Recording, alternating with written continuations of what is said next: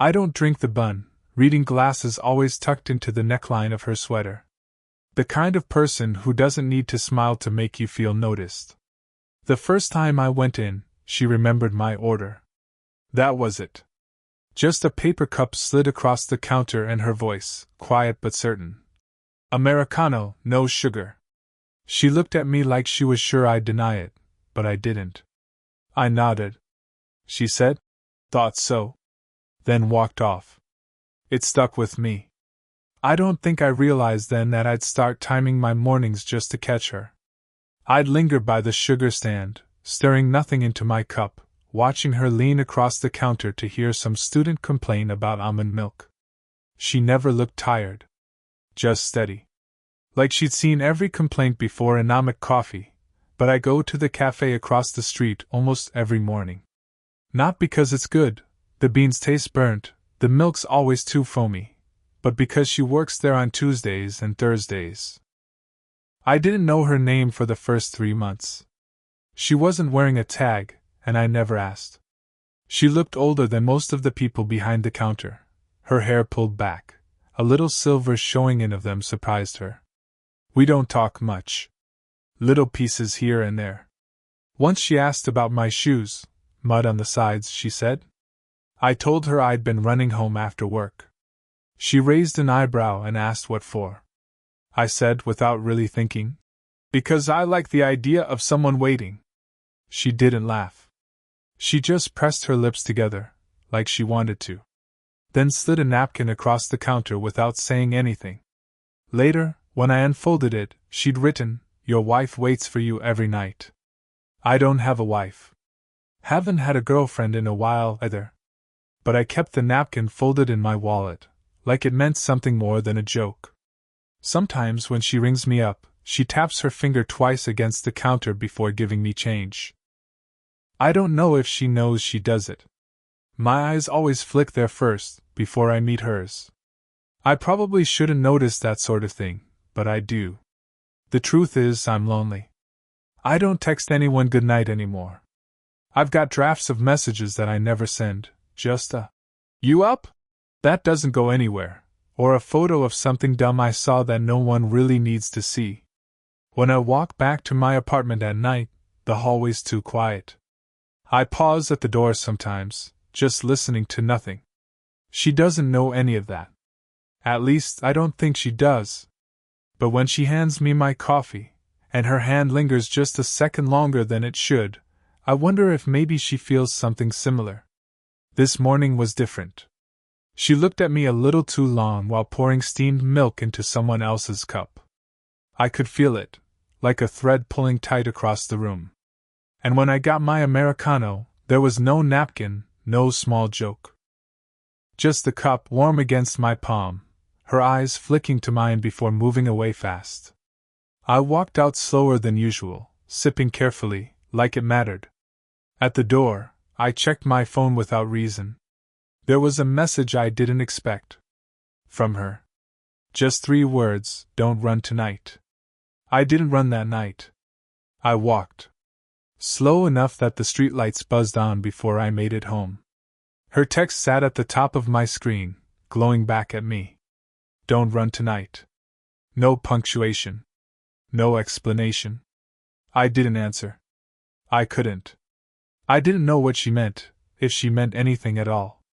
The next morning, I went back to the cafe earlier than usual. She was already there, sleeves pushed up, hair looser than normal. She didn't say hello? Just slid the cup across like always. My name wasn't on it. Just a drink. "Didn't run?" she asked finally, like it was a question about the weather. "No," I said. My throat felt dry. She nodded, not looking at me. Then softer. "Good." We sat with that word hanging between us. Good. Like she'd been waiting to hear it. I almost left, but she surprised me. "Can you help me move something?" Her hand flicked toward the corner, where a box of supplies was stacked too high. I carried it to the back for her, the smell of coffee grounds and cardboard filling the narrow hallway. When I set it down, she leaned against the doorframe, watching me. Not in a heavy way. Just watching. You live alone, don't you? She asked. Yeah. How'd you know? She shrugged, folding her arms. You don't buy milk. Or bread. Just takeout and coffee. People who live with someone shop differently. I laughed, but it caught in my chest.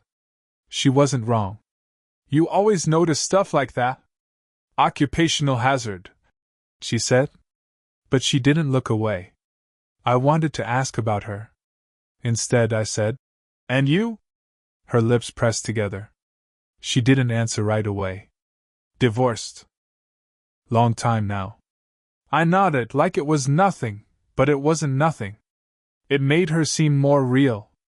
Like there was history behind that steady way she carried herself. I imagined her coming home to a quiet house, the same way I did. Plates and cupboards no one touched. A couch that held its shape too well. I almost told her that. Almost. But I didn't. Instead, I leaned against the counter next to her, close enough to smell the faint trace of laundry soap on her sweater. She noticed. I could feel it in the way her arms loosened, then folded tighter again. You should run tomorrow, she said, eyes on the floor. Why tomorrow? Her mouth twitched, like she was fighting a smile. Because not running every night will get you soft.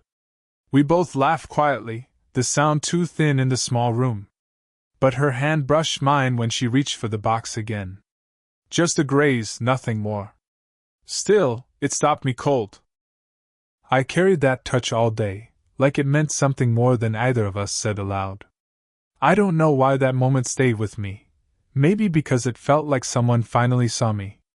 The next time I saw her, it wasn't in the cafe. It was in the hallway of our building. I had my keys in one hand, takeout bag in the other. She was locking her door. Late dinner? She asked, eyes flicking to the bag. Yeah. You. She shook her head, lips pressed into a line. Not hungry. We stood there too long, the silence filling up with the sound of someone's TV down the hall. I wanted to say something, anything, but my tongue felt heavy. You should eat, I managed finally. Her hand stilled on the lock.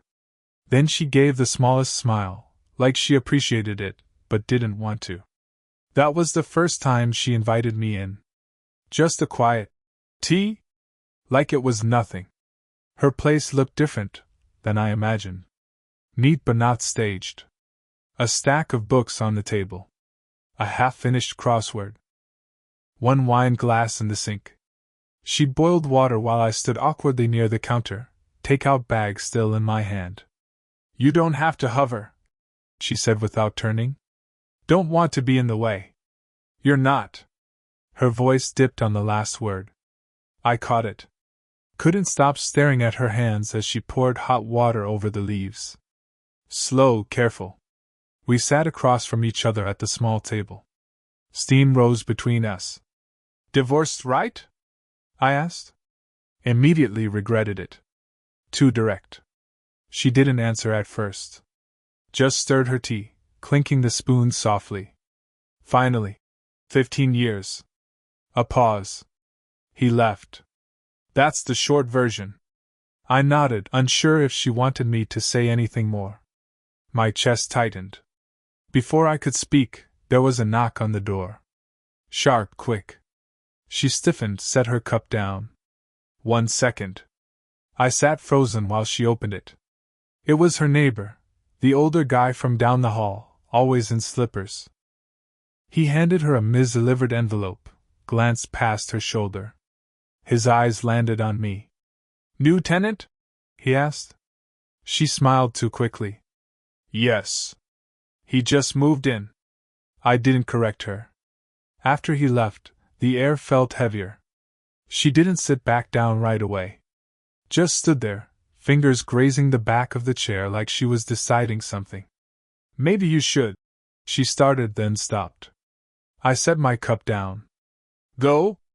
She exhaled slowly, then finally sat again. No. Stay a little. We didn't talk much after that. Just the sound of our tea cooling, the tick of the kitchen clock. I kept looking at her hands, the way they rested on the table, close enough to mine that if I shifted just slightly, I almost did. I almost let my fingers touch hers. But she drew her hand back to her lap at the same moment, eyes flicking to me and away. It was nothing. A small gesture. It felt like everything. We walked back from the grocery store together. Not planned. Just, her arms full of paper bags, mine empty, so I offered. She didn't argue. The evening was warm, sky the color of faded denim. We didn't talk much. Just footsteps on the pavement, bags rustling. You don't have to carry it all, I said. I know. She shifted one bag higher on her hip. But you offered. I smiled. She didn't see it. Halfway down the block, she stopped suddenly in front of a flower shop. The window was lit, buckets of roses and lilies still out. She looked at them longer than necessary. You like flowers? I asked. Her jaw tightened. I used to. I didn't press. We kept walking. At the bench near our building, she sat down without warning, setting the bags at her feet. Rest. That was all she said. So I sat. The silence stretched. I could hear kids yelling somewhere far away, a car pulling off slow. Her hands folded in her lap, then unfolded, fingers restless. Finally she spoke. People think when you get older, it gets easier. The wanting. She glanced at me, then away. It doesn't. My chest tightened. I didn't know what to do with my hands. I balled them in my pockets. You think I don't notice? She went on, voice low. The way you look at me. The way I. She stopped. Shook her head. It's stupid. It's not, I said quickly. Too quickly. Her eyes flicked to mine. Searching. I swallowed. My throat was dry. You make me want to run home. I admitted, words stumbling out before I could stop them. Like someone's waiting. The air shifted. Heavier. She stared straight ahead, blinking slow. That's dangerous, she whispered. I leaned forward, elbows on my knees, head in my hands. I know. The quiet pressed in on us. A moth fluttered near the lamppost. My heart was pounding too loud. You're too young, she said finally. You're not, I answered before I could stop myself. Her laugh was small, pained. She rubbed her forehead, eyes closed. God. What are we doing? I didn't have an answer. Only the truth sitting heavy in my chest. I turned toward her, wanting to say it, to close the space between us, but my voice stuck. She must have felt it, the shift. Because she looked at me then, really looked. Not like a barista, not like a neighbor. Like someone teetering at the edge. Her lips parted, but no sound came out. The bags at her feet rustled as a breeze passed, like a reminder. She reached down for them abruptly, standing too fast. We should go, she said, not meeting my eyes. I stood too, words caught in my throat. The walk back was short, but it felt stretched thin, like something might break if either of us spoke. At the door, she hesitated. Her hand on the knob, mine empty at my side. Then, softly, barely, What do you really want? And she didn't look at me when she asked? After that night on the bench, things changed. Not loudly. Not with a fight or a word left hanging in the air.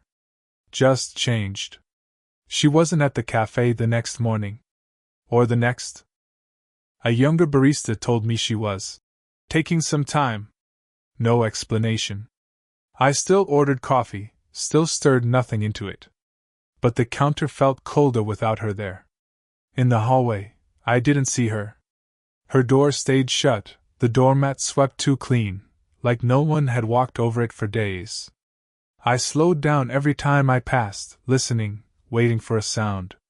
Nothing. I thought about knocking. My hand even hovered there once, fingers inches from the wood. But I couldn't. Not without a reason. Not without being invited. One night, I finally saw her again, on the street, arms crossed, waiting at the bus stop even though she had a car. She didn't see me at first. Her shoulders were tense, chin tucked down, like she was bracing against something invisible. I almost called her name. But then I noticed who she was with. A boy. Maybe 15, maybe 16. Tall, awkward, the kind of face that hadn't grown into itself yet. He leaned against the bus sign, earbuds in, bored. She rested a hand on his shoulder, and he shifted away like teenagers do. She caught me watching. Just for a second. Her eyes widened, then narrowed. She shook her head once, subtle, like don't. Like I wasn't supposed to be there at all. I walked past. Pretended I didn't see. That night, I stared at my phone longer than usual. Typed out messages I didn't send. Is he your son? Delete. Why didn't you tell me? Delete. Do you want me to stay away? Delete. The draft sat there, buzzing in my head. My apartment felt too small, too quiet. I ran extra miles just to burn through the noise, but every time I came back, the silence was heavier. She didn't text again. Not a joke. Not a warning. Nothing. I found myself avoiding the cafe. Avoiding the bench. Even the hallway felt sharp, like I might cut myself on the silence if I lingered. One evening, I stood outside her door. Bag of groceries in my hand, some excuse I'd made up, something about having bought too much bread. My knuckles almost touched the wood. Almost. But I couldn't. I set the bag down gently, like it might mean something. Then walked back to my place. The groceries were still there the next morning. I didn't feel heartbroken. I felt paused. Like life forgot to finish the sentence. It happened on a Tuesday night. Late. I'd just come back from another run, sweat cooling on my shirt, shoes scuffing too loud against the hallway. Her door opened before I reached mine. She stepped out slowly, like she'd been waiting for the sound. No makeup, hair loose, sweater hanging uneven at the shoulder. She looked tired in a way that made me stop breathing. You left groceries, she said softly. I nodded. You didn't take them. I couldn't. Her voice caught on the word. The hallway was too narrow, too bright. I shifted, half ready to retreat, but she leaned against her doorframe like she wasn't going to let me. That boy, I said before I could stop myself. He's yours? She flinched, then straightened. My son. A pause. He lives with his father most of the time. Summers, sometimes weekends. I swallowed. Why didn't you tell me? Her eyes flicked away, down the hall. Because this was supposed to stay simple. Coffee. Small talk. Nothing anyone could misunderstand. The words scraped something raw in me. And did it? Her lips pressed together. No. For a long minute, we just stood there, the air thick with everything unsaid. My heart hammered. My hands itched to move, to close the space, but I didn't. I don't know what you want from me, I said finally, my voice low. I don't even know what I want half the time. Just, when you're there, it feels. I stopped. Couldn't finish. She looked at me then, really looked. Like she was weighing the cost of honesty. You make me feel seen, she whispered. And I don't remember the last time I let myself want that. The hallway hummed with the fridge in someone's apartment, footsteps above us, all the ordinary noises of other lives going on. I thought about turning, walking into my apartment, letting this dissolve. Safe, clean. Instead, I stepped closer. Not touching. Just enough that I could feel her breath. I don't want to ruin anything, I said. But I can't keep pretending you're just my neighbor. Her face softened. A sad smile tugged at her mouth, like she already knew the ending but didn't want to write it yet. She lifted her hand, slow, hesitant, and pressed it against my chest. Not a kiss. Not even a promise. Just the weight of her palm over my heartbeat, grounding me. Okay, she said finally. That was all. I closed my eyes, holding on to that word like it was more than it was. Like it was enough. Time passed. Not a lot, not years, just enough that the edges softened. She was at the cafe again. Not every shift, not as often, but enough that when I walked in, I didn't feel the old ache of searching the room. I knew she'd be there sometimes, and that was enough. My order hadn't changed. Americano, no sugar. But she added something once, slid a small plate with a cookie across the counter without saying a word. I raised an eyebrow. She shrugged. Balance, she said. We didn't laugh out loud, but the corner of her mouth twitched, and that was enough too. At 8:47 one morning, I caught her glancing at the clock before handing me my cup. Just a flicker. I smiled, realizing she'd memorized the way I always seemed to walk, and then. Later that week, she knocked on my door. Tea in a thermos this time, instead of coffee. We sat on the bench outside the building, the same one where everything had cracked open once. The bags of groceries, the half-confession, it all felt far away, but still inside us somewhere. She poured tea into 2 mismatched mugs. Better than paper cups, she said. We sat in silence, steam curling up between us. She didn't look at me, and I didn't press her to. The quiet wasn't sharp anymore. It felt lived in. Her son came by sometimes. I kept my distance at first, unsure where I fit, but he nodded at me once in the hallway, earbuds dangling, and it didn't feel like trespassing anymore. I started running less. Not because I didn't need it, but because I wasn't rushing toward or away from anything. Some evenings, I'd walk home, slower, letting the streetlights catch me, knowing she might be waiting with a mug of tea instead of just the silence of my apartment. We never had a grand talk about it.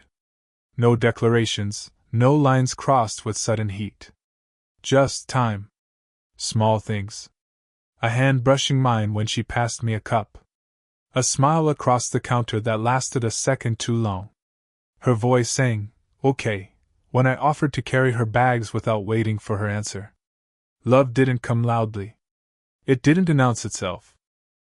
It just settled in, like furniture in a room you'd been sitting in all along but hadn't noticed was comfortable until you stopped shifting. That night, months later, she leaned back on the bench, looking at the sky, hands wrapped around her mug. "You still run home?" she asked, quiet, almost teasing. I thought about it.